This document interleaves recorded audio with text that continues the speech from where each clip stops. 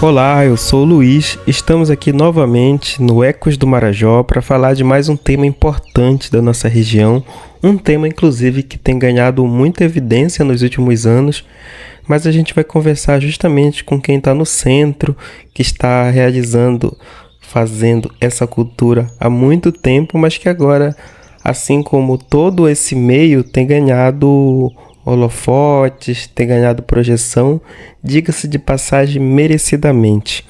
Hoje eu tenho o prazer de conversar com a dona Rosilda Angelim, uma mulher quilombola, empreendedora e criadora da marca Canibó, um trabalho que valoriza a moda autoral, inspirado na cultura e na identidade marajoara. Dona Rosilda, seja muito bem-vinda ao Ecos do Marajó.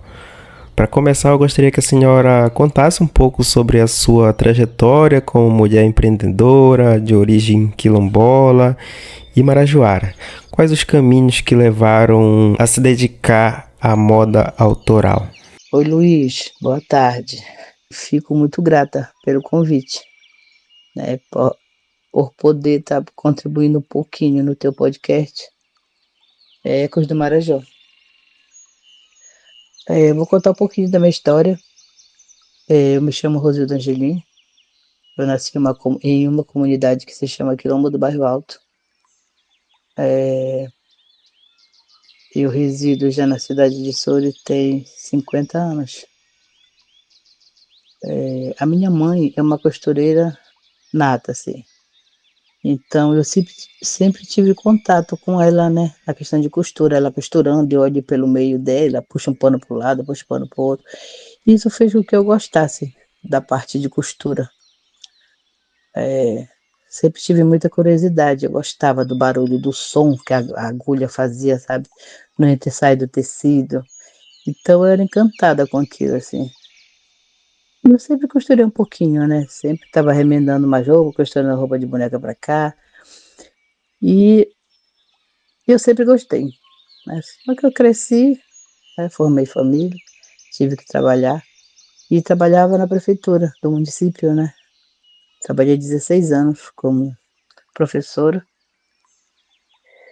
e sempre fazia meus corre nas costuras, né? Então, quando eu dava aula para meus alunos, sempre eu desenhava alguma coisa sobre o grafismo marajoara, né? Sobre a arte marajoara nos meus cadernos. Eu gostava muito da cultura, né, marajoara. Eu era encantada quando eu vi uma cerâmica que tinha o grafismo marajoara, eu ficava encantada com aquilo. E aí eu comecei a colocar alguns grafismos nas peças que eu fazia em bolsa.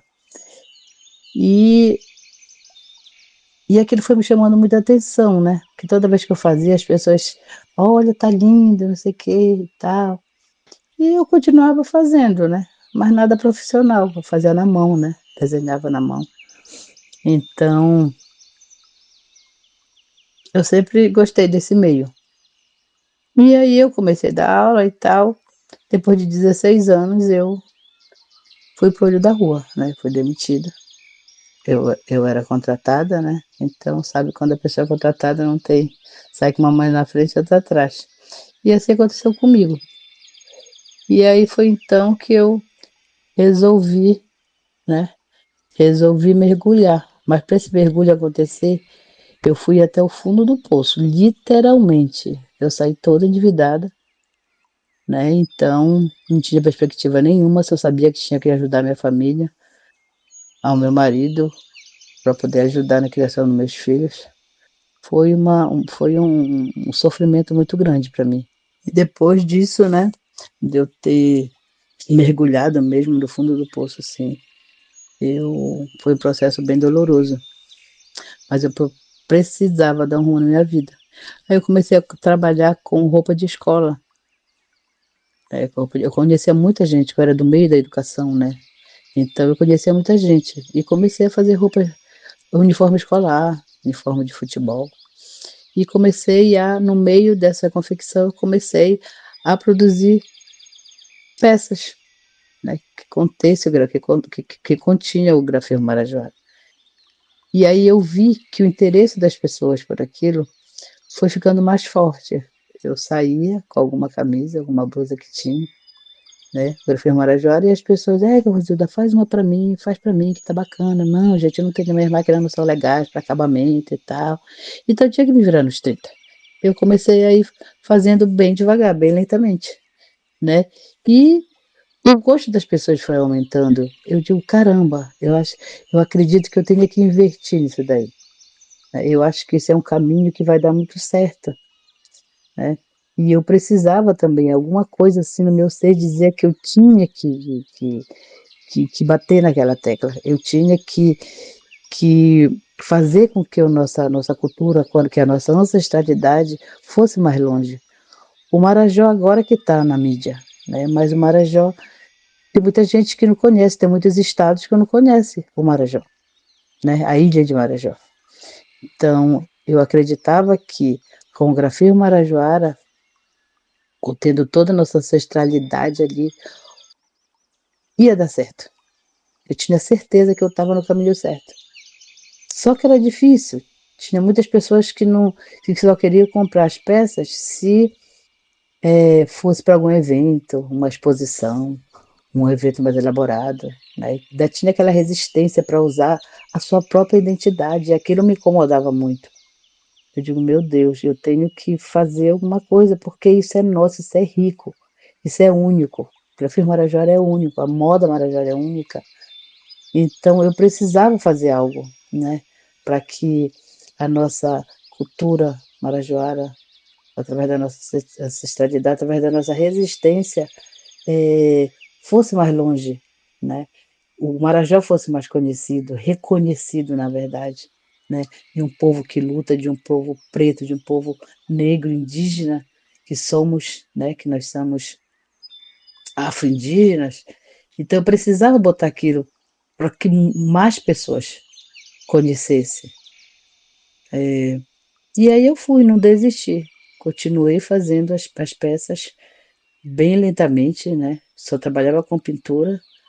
E depois eu comecei a trabalhar com a pintura em serigrafia, porque eu queria que o meu trabalho ficasse um pouquinho mais apresentado, né. Então foi então que eu comecei a procurar meios onde eu pudesse me formalizar, onde eu pudesse, ver outras maneiras o qual o meu trabalho ficasse mais bem feito, né. Eu precisava de orientação. E aí eu procurei o Sebrae, e o Sebrae começou a me orientar em muitas coisas, me formalizei, né, então o Sebrae ele inseriu muita coisa, muitas aulas, né, muitos projetos que vinha do Sebrae e eu sempre estava pelo meio, sempre estava ali, né, e eles sempre orientando. E aí então foi que eu bati o martelo e disse: "É isso", né. Até hoje eu continuo com roupas escolares, eu continuo, que ainda não dá para viver só da moda autoral, né, tem muita lenha para queimar ainda, agora graças a Deus a gente já está muito bem visto, né, mas a gente precisa eu preciso trabalhar ainda mais em cima da minha moda autoral. E foi então que veio o empreendedorismo na minha vida, né, que eu não sabia empreender, eu sabia fazer, né, mas não sabia empreender, para que o negócio ficasse firme e forte, com o pé no chão, né, porque a partir do momento que você monta algo, que você quer viver daquilo, você precisa ter uma resistência, você precisa ter pé no chão, você precisa ter um caminho, né, de acertos. Porque você não pode só errar, você tem que errar e levantar a cabeça e acertar, mas acertar assim para melhor, né, e acertar para que o negócio ande de verdade, né. Então eu precisava de orientações. Foi então que eu procurei os órgãos capacitados, né, para fazer umas capacitações para mim, na forma do empreendedorismo, né, que eu precisava ter algo que eu me sustentasse. E com toda a minha força, com toda a resistência que eu tenho, com todo o amor que eu tenho pela arte, isso fez com que eu não parasse, não desistisse e continuasse o meu caminho. E eu sempre dizia, mesmo ainda não vivendo da arte, na época, não me sustentando da minha arte, aquilo me dizia que eu estava no caminho certo, que eu precisava seguir aquilo, eu precisava seguir em frente. E aí eu fui amadurecendo. Como eu sempre gostei da costura, né, e sempre gostei de criar, modelos de roupa. Eu digo, meu Deus, é aqui, é esse o caminho. Eu não posso parar agora. E fui ficando muito conhecida na cidade, as pessoas chegavam e eu adquiria uma peça, seria a Rosilda, a Vona Rosilda, você vai botar lembranças para levar e tal. E, e fui, só fui, né? Agora conta pra gente o que é Canimbó, como que surgiu essa iniciativa e quais os principais objetivos e valores que ela carrega. Canimbó significa em busca de algo melhor. É uma referência que a gente dá para os povos quilombola, né? Eles sempre estavam andando atrás de algo melhor, sempre estavam mudando de um lado para o outro. Não porque eles queriam mudar de um lado para o outro, eles queriam mudar porque eles queriam melhoria de vida. Foi isso que meu pai fez com a gente. A gente morava na comunidade quilombola do Bairro Alto e a gente não tinha, parava até a sétima série, né, do ensino a quarta série do ensino fundamental. E meu pai precisava trazer os filhos para a cidade onde a gente pudesse seguir nossos estudos. E o meu pai abandonou tudo com a minha mãe e veio para a cidade de Souro, né, onde tinha mais perspectiva de vida, de estudo, né? Então, foi então que meu pai veio com todo mundo para a cidade de Souro. Atrás do quê? De algo melhor para a gente. Então, quando a gente pesquisou, que soltou essa palavra canimbó, eu digo, é aí, é agora. É essa palavra que vai servir para minha marca. E tem tudo a ver com a minha ancestralidade, tem tudo a ver com a minha resistência, tem tudo a ver com luta, né? Eu sou uma mulher de luta. Eu sou preta, negra, eu sou preta. Mas eu sou mulher de luta, de resistência, de pé no chão.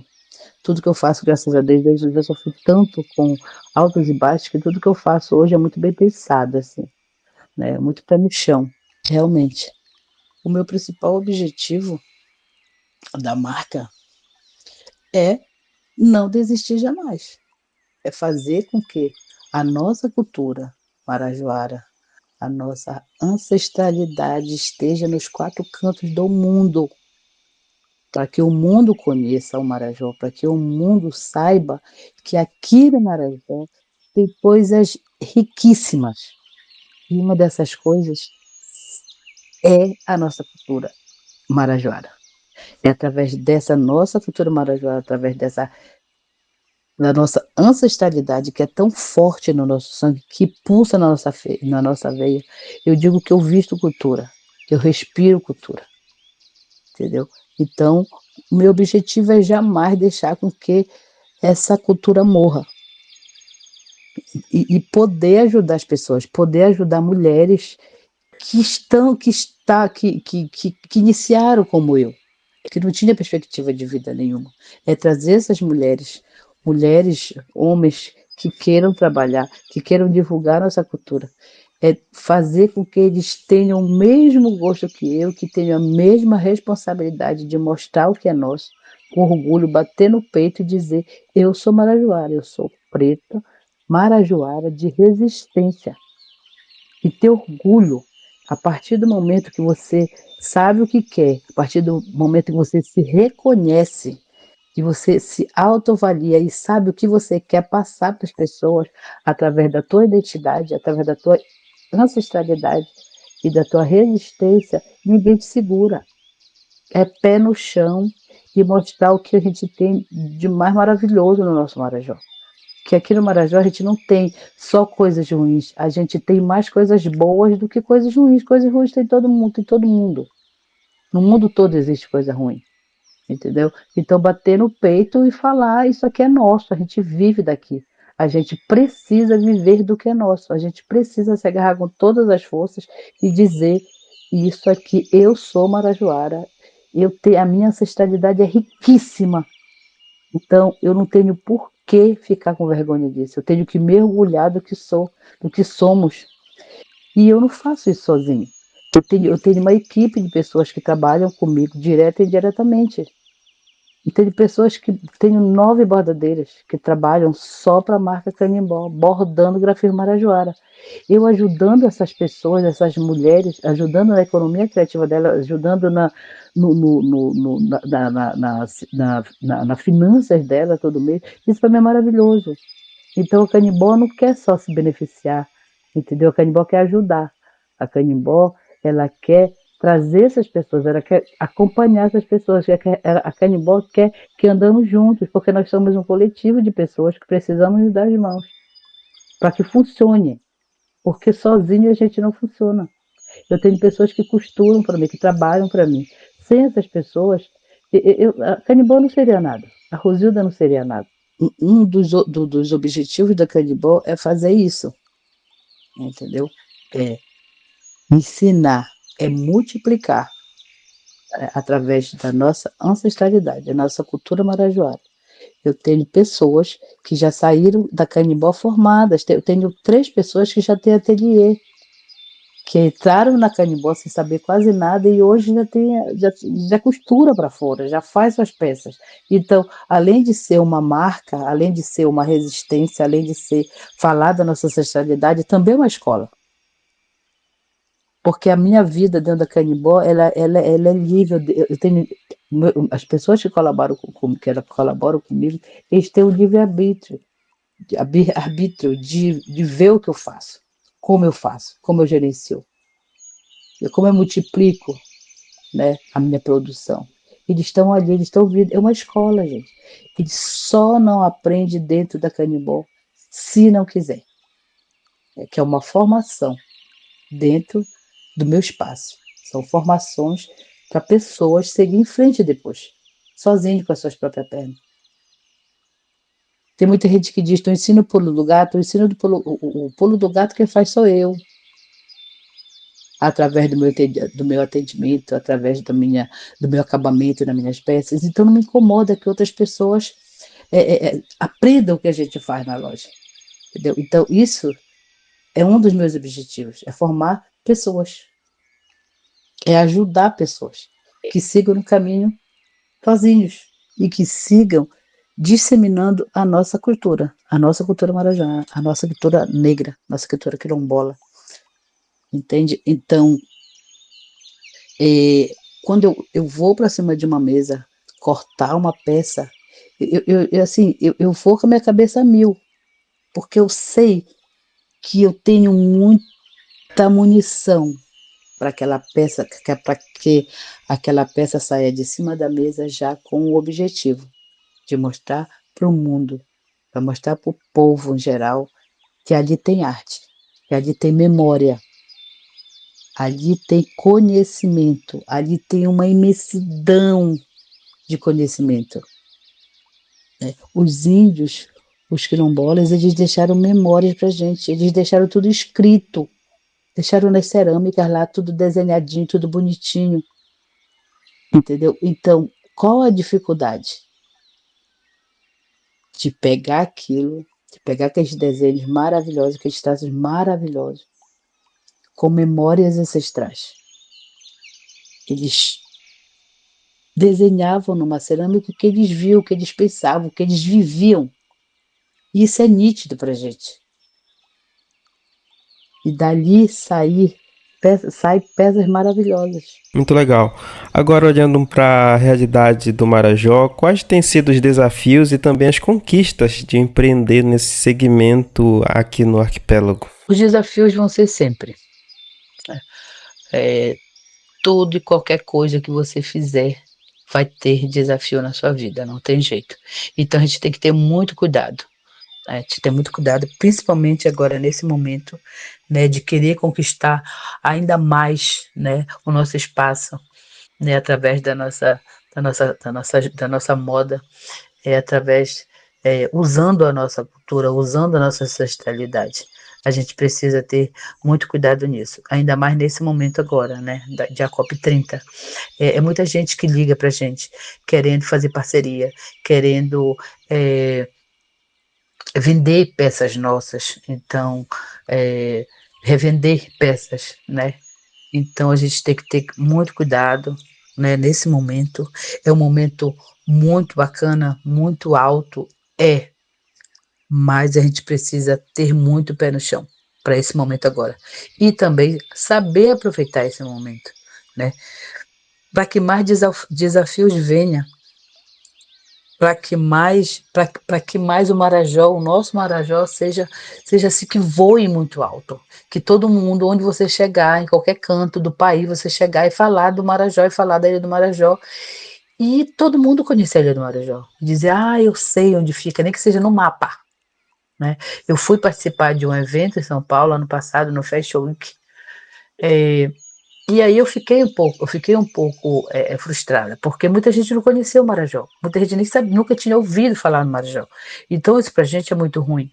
Então o objetivo da gente, o desafio, um dos maiores desafios é manter, bater na mesma tecla e deixar com que o nosso Marajó voe, para que todo mundo conheça, para saber a riqueza que a gente tem aqui. E que a gente nem precisa sair aqui do Marajó, a gente não precisa sair da nossa terra para ir fazer barulho na terra alheia. A gente pode fazer barulho na nossa própria terra, através da nossa cultura em dança, da nossa cultura de cerâmica, através da nossa fauna, da nossa flora, da nossa culinária. O Marajó é rico. Eu nunca vi uma riqueza tão grande fora daqui. Porque aqui está a nossa riqueza, está o que é nosso aqui. A gente só precisa trabalhar e de forma coletiva, gente, porque senão não vai funcionar. Sozinho você não vai funcionar. A gente criou um coletivo de mulheres atrás do Polo de Moda Marajó, que é do Sebrae Pará, que dá o total apoio para a gente, né? Sebrae, Senar, Senac, a prefeitura municipal da nossa cidade de Soure. Então, juntaram vários, como é que se diz? Várias potências e que estão dando força pra gente. Entendeu? Hoje a gente tem um coletivo de mulheres, de quase 70 mulheres, que se uniram para trabalhar com a cultura, com a arte do nosso Marajó. E isso é muito bom, isso é muito gigante, isso é muito grande. Então, a gente sabe que se a gente continuar unido, continuar com força, a gente vai ter resistência para não desistir jamais, para não deixar que ninguém venha de lá e pegue o que é nosso, que pegue, que leve, mas que continue sendo nosso. Quando eu falo que meu início assim foi muito doloroso, né? Eu não tinha máquinas. Eu tinha uma máquina. Depois eu ganhei mais uma outra máquina do meu marido, máquinas de segunda mão. E eu não tinha espaço para trabalhar. Eu trabalhava em um barracão onde eu dividia. Um lado ateliê, o lado espaço, eu trabalhava, que eu costurava, e outro lado era um galinheiro. E eu vivi 4 anos da minha vida nesse espaço. Foi aí que eu consegui ter uma resistência maior. Se eu passei 4 anos dentro de um barracão, onde era dividido entre galinhas e eu, né, e o meu trabalho, eu consegui sobreviver durante 4 anos. Por que não poderia dar mais certo se eu desse um passo a mais, um passo na frente? Não é verdade? E eu consegui fazer isso. Né? Eu consegui fazer isso. E hoje eu sou muito grata a Deus. Agradeço primeiramente a Deus por tudo que aconteceu na minha vida. E saber olhar para trás e ver que eu, desde que eu iniciei, eu não regredi, eu só progredi. Isso para mim é fascinante. Então, quando eu falo que nós temos que ter resistência, que nós somos o povo resistente, é por conta disso que a gente não tem que desistir. Primeiro obstáculo, segundo obstáculo, não tem que desistir, é sempre seguir adiante, desistir jamais. Essa palavra não deve existir no nosso dicionário de quem empreende. Hoje, graças a Deus, né, eu já tenho a minha marca registrada, isso assim é fruto de muita persistência, de muito trabalho, é uma alegria gigante, é uma alegria assim imensurável para mim. Né? Hoje eu me orgulho da mulher que sou, da mulher que me tornei, com responsabilidade, com o pé no chão, com honestidade. Você tem que ter. Quando você empreende, você tem que ser honesta, você tem que ser persistente, você tem que ser forte demais. Né? E tem que ter resistência. Eu falo muito em resistência porque, gente, a minha resistência é impressionante. A minha resistência é muito forte. né? A gente tem das pessoas que te aplaudem e tem as pessoas que te dão vaia. Então, se você não tiver uma resistência, se você não tiver uma personalidade muito forte, você não consegue chegar no seu objetivo. E nós, marajoaras, nós somos um povo que nós temos história para contar, né? A gente tem história, a gente tem memória. Então, a gente conta isso através da tua peça, do que tu faz. As pessoas chegam na minha loja e eu conto a história. Se eu tiver espaço, eu vou contar a história do meu nome, eu vou contar a história do que eu estou fazendo, eu vou contar a história do meu produto, vou contar a história do povo preto, do povo indígena, eu vou contar a história, porque a gente tem história para contar. Então a gente tem que se orgulhar disso daí, a gente tem que se orgulhar da nossa cultura, porque a gente tem história, gente, a gente não faz por fazer, a gente faz porque a gente tem propriedade para falar de quem somos, de onde viemos, e é assim que eu sou. Eu sou forte, eu sou preta, de pé no chão, e eu sou forte, eu sou muito forte. E eu deixo aqui meus agradecimentos para você, Luiz, por seu podcast Ecos do Marajó, que eu estou muito feliz por estar participando com um pouquinho da minha história, com um pouquinho da minha luta, com um pouquinho da minha resistência, e que eu tenha repassado algo para pessoas que possam escutar a minha fala. Muito obrigada. Dona Rosilda, muito obrigado por essa conversa, por compartilhar um pouco da sua trajetória, do seu trabalho tão bonito, tão inspirador aqui do Marajó, de Soure, mas que também está de frente com uma vitrine para o mundo. E a você que nos acompanha, muito obrigado pela escuta, pelo apoio. Fique à vontade para comentar, sugerir temas, sugerir convidados e convidadas. E até o próximo episódio. Tchau, tchau.